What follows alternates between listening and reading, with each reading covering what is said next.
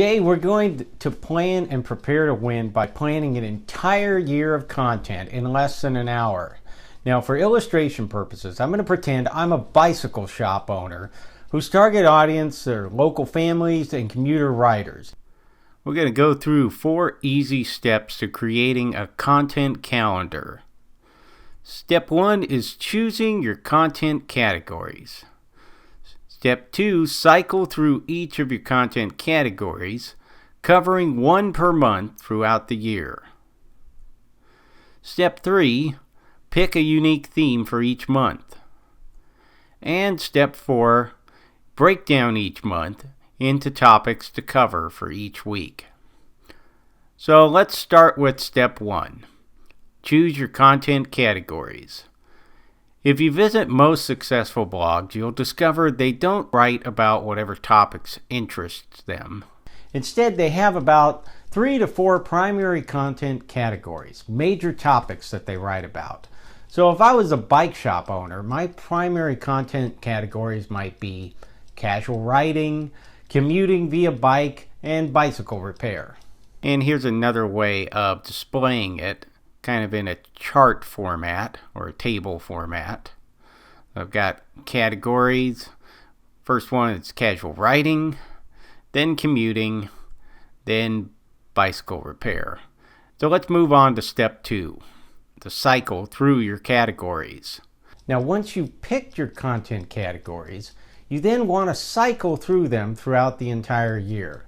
For example, it might look like this. For the first month, I might write about casual riding. For February, commuting. And then for March, repair. Now, casual riding, commuting, and repair are my only primary content categories. After I'm done with repair in the month of March, I'm going to want to go back to casual riding. So for April, I continue with casual riding. Then for May, I repeat commuting. And then for June, I cycle back to repair. And I just basically do that for the entire year. But what this does is it spreads out your categories across the entire year. Now you might be thinking, wait, I'm going to be repeating myself. Don't worry, we're going to take care of that in the next step. The next step is to pick a monthly theme. To avoid repeating yourself throughout the content category cycle, you're going to want to pick a unique theme for each month. This isn't a specific topic, but a theme that you'll cover for the entire month, which will make one month's post distinguishable from another month's. Here's an example. Here I've got some headers of the month, the category, and the theme. So for January, let's suppose I'm going to write about casual riding. And my theme for January, since it's in the middle of winter, could be winter casual riding. Then for February, my category is commuting, but my theme might be commuting during the winter. Now you might think, well, winter riding, commuting during the winter, they're the same thing, right? No, because the category for January is casual riding. That's kind of like the riding you might do on a weekend. Whereas February, I'm focusing more on commuting.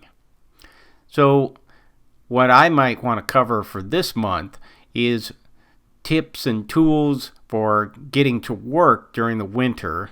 Whereas January, I'm just writing about general purpose riding. Then for March, I'm talking about repair, and since the spring is starting up in March, I might talk about spring cleaning your bike. Then for April, we're going back to repeating the casual riding category, but instead of talking about winter riding, I might want to focus on great springtime rides. Then for May, since there's plenty of light and the weather's nice, this might be a good time to talk about commuting with your bike during the springtime. And then for June, since summer is getting started, might cover summer tips and tools. So this is the way that you can repeat your categories without repeating yourself. So, for example, the casual writing posts in January are going to differ quite a bit from the ones in April. The same thing comparing the posts from February to the posts that are in May. Step 4, break down your theme into weekly topics. Now that you've got a unique theme per month, you want to break down that theme into focused topics for each particular week.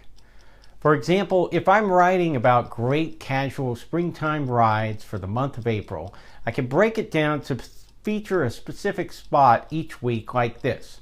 So let's pretend that this month we're going to focus on casual riding. The category is the same throughout the entire month. Also, the theme is the same, focusing on springtime rides. But here's how you can make it so that each week you're talking or writing about something else. So for each week, I picked a different topic. So for week 1, I'm talking about the American River Bike Trail. Number 2, focusing on Roseville. Number 3, talking about great eats you can ride to, kind of a bike to fork. 4, I can focus on Folsom. And then 5, I'll write or blog about how to take the entire family for a ride. Now, there's going to be some weeks with topics that are not going to seem spectacular or important. That's okay. You're doing this to create consistent content instead of having to blog on demand. Blogging on demand is great when you're fired up and passionate.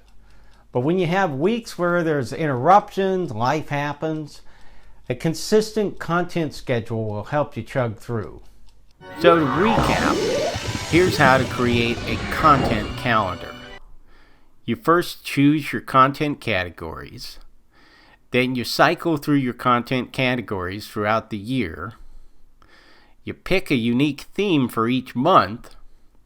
And then you break down each month into topics to cover per week. I hope this video helps. You can sign up for more tips at AaronTweeten.com.